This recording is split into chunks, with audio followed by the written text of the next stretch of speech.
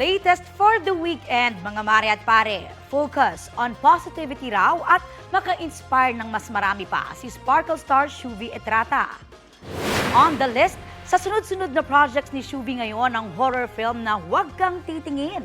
Asa matatakutin herself, aminadong extra challenge ang pagganap niya rito.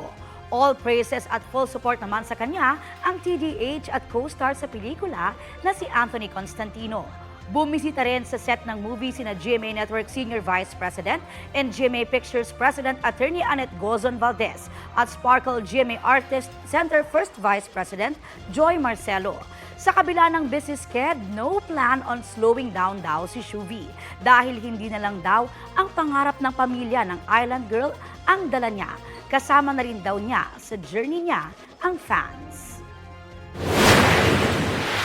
I'm not alone. It's the dreams of my pangkat, of my fans, of my supporters. Hindi na po ako nag-iisa ngayon. Parang laban ko na po to para mapasaya din yung mga supporters ko, maka-inspire pa ng maraming tao.